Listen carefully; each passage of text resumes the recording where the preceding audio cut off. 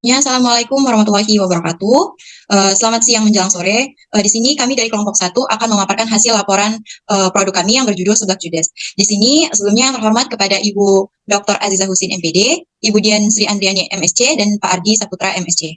Sebelum itu, alangkah lebih baiknya apabila kita mengenal terlebih dahulu anggota kelompok. Yang pertama itu ada Meira Histina, yang kedua itu ada saya sendiri, Redini Ningsi, yang ketiga itu ada Serli Marshalinda, dan yang terakhir itu ada Sundari Koningsi. Baiklah, untuk mempersingkat waktu kita, di slide pertama ini mengenai perencanaan akan dijelaskan oleh Saudari Sundari. Kepada Saudari Sundari, saya persilahkan.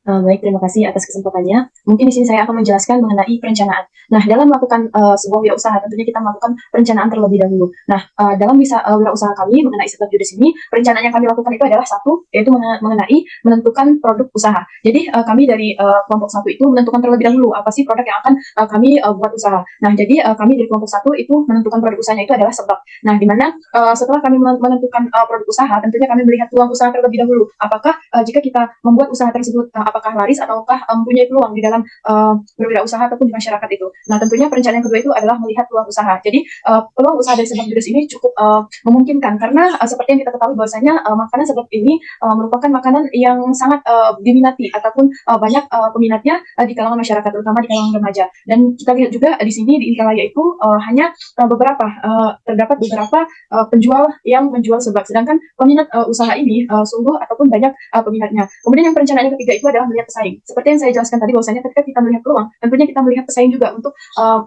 melakukan produksi tersebut. Nah, ketika kami melihat di pasar atau pesaing yang nyata di Indralaya tersendiri itu terdapat 3 pesaing dan memungkinkan jika kami membuka usaha seblak ini. Dan yang keempat itu adalah melihat faktor produksi. Nah, faktor produksi ini adalah kami melihat bahwasanya dalam seblak ini faktor produksi ataupun bahan-bahan produksi itu cukup mudah dan juga harganya itu cukup terjangkau. Dan kemudian yang perencanaan yang kelima yaitu melihat pemasaran. Nah, jadi kami dari kelompok satu Seblak Judes itu juga melihat pemasarannya ini bagaimana ketika kami membuka seblak ini. Mungkin itu untuk perencanaan. Kemudian yang selanjutnya yaitu kami menentukan nama usaha.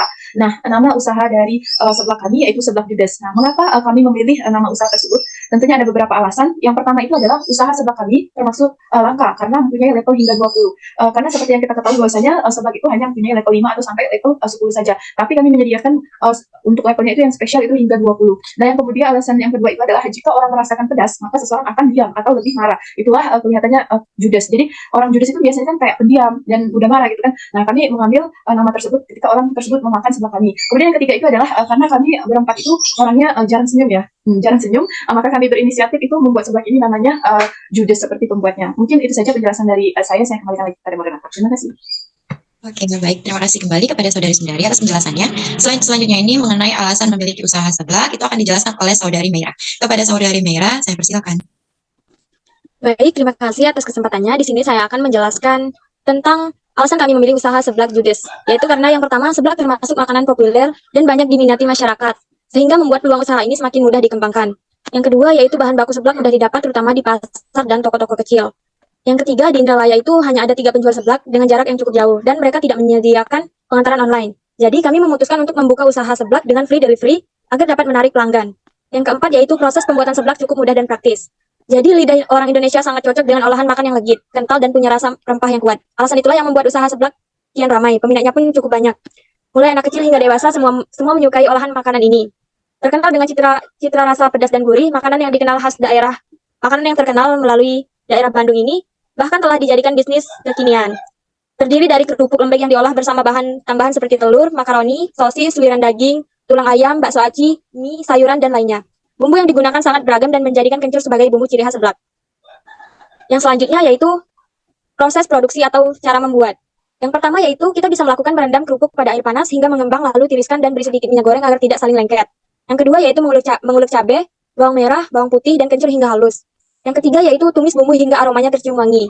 Yang keempat, tambahkan irisan daun bawang dan seledri. Kemudian diaduk rata. Masukkan kerupuk, kemudian diaduk merata. Yang keenam yaitu tambahkan telur yang telah dikocok tadi. Aduk agar menjadi telur orak-arik. Yang ketujuh yaitu beri sedikit air, sekitar 2 sendok makan, lalu tambahkan garam dan penyedap rasa. Yang kedelapan, aduk hingga air berkurang atau hampir menguap, baru kemudian tambahkan kecap manis. Aduk hingga air habis. Yang kesembilan, tuangkan seblak yang telah jadi pada piring saji. Yang terakhir yaitu Anda bisa melakukan taburan bawang goreng di atasnya. Baiklah, itu saja penjelasan dari saya. Saya kembalikan kepada moderator. Baiklah, terima kasih kepada Saudari Meira atas penjelasannya. Slide selanjutnya itu akan dijelaskan oleh Saudari Sherly Masyarinda. Kepada Saudari Sherly, saya persilakan. Baiklah, di sini saya akan menjelaskan proses pemasaran. Jadi proses pemasaran dari usaha sebelah kami ini dilakukan melalui dari mulut ke mulut. Dan yang kedua itu dari media internet seperti melalui WhatsApp, Facebook, Instagram. Karena sebagian besar itu masyarakat itu telah menggunakan media sosial sehingga masyarakat itu dapat mengetahui usaha kita. Baiklah, mungkin itu saja. Saya kembalikan ke moderator. Oke, baik. Terima kasih kepada Saudari Sherly. Mungkin slide selanjutnya ini mengenai sumber daya manusia itu akan saya jelaskan sendiri. Nah, jadi untuk produksi seblak itu menggunakan tenaga dari anggota kelompok kami sendiri dan dikerjakan secara bersama-sama, baik itu mulai berbagi tugas sesama rata sehingga kelompok kami itu merasakan bagaimana cara memproduksi seblak itu sendiri sampai ke delivery. Nah, slide selanjutnya itu mengenai laba rugi. Nah, bisa teman-teman lihat bahwasannya di sini ada sedikit laporan laba rugi mengenai seblak judes kami yang udah mulai berproduksi itu mulai dari tanggal 7 November tadi sampai ke hari ini hari terakhir. Nah, bisa kita lihat bahwasannya ini di pendapatan terlebih dahulu ya, kami membuka 4 kali orderan. Orderan pertama penjualan bersihnya itu mencapai 31 porsi dengan nilai nominal hasil 334.000. Nah, penjualan kedua dengan orderan kedua itu 10 porsi dengan nominal 125.000. Lalu itu ada orderan ketiga 16 porsi 205.000 dan orderan keempat itu ada 27 porsi itu totalnya 304.000. Nah, jadi total pendapatan dari penjualan seblak kami itu 48 porsi dan nominalnya itu adalah 968.000. Nah, selanjutnya itu ada beban atau yang biasa kita kenal dengan modal. Nah, beban bahan pokok orderan yang pertama itu totalnya 260.000 dan orderan kedua itu 144.000, orderan ketiga itu ada 56.000 dan orderan keempat itu ada 215.000. Jadi total beban pengeluaran yang kami keluarkan yaitu 675.000 selama orderan pertama. Itu laba sebelum kita hitung nilai bensinnya. Nah, ketika kita sudah memasukkan nilai bensin itu totalnya 50.000. Jadi laba bersih yang kita punya itu adalah 243.000. Next slide.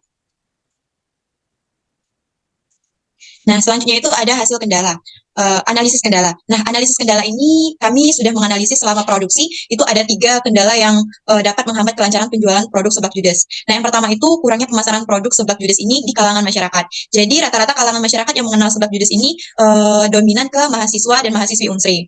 Selanjutnya itu kita belum mendapatkan nih suplai bahan pokok sehingga membuat bahan-bahan pokok yang kita keluarkan nanti itu dapat meningkat. Itulah mengapa dari modal awal dan sampai ke modal akhir itu peningkatan bahan pokok itu sangat berpengaruh ke hasil kita. Selanjutnya itu ada kesulitan dalam mencari waktu luang dalam membuka orderan.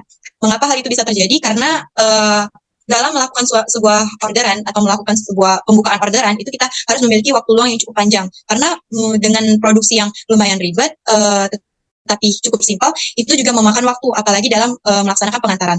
Itulah kenapa dari 3 hambatan ini atau kendala ini yang dapat menghambat kelancaran penjualan produk seblak judes ini. Mungkin itulah tadi pemaparan laporan dari kelompok kami, kelompok 1 dengan tema seblak judes. Mungkin selanjutnya itu selamat menyaksikan proses produksi kami hingga proses COD. Dadah, see you. I've been running from it, tired of running from it, scared of feeling something. Now I'm stuck here trying to get up out of this hole. I try to be strong,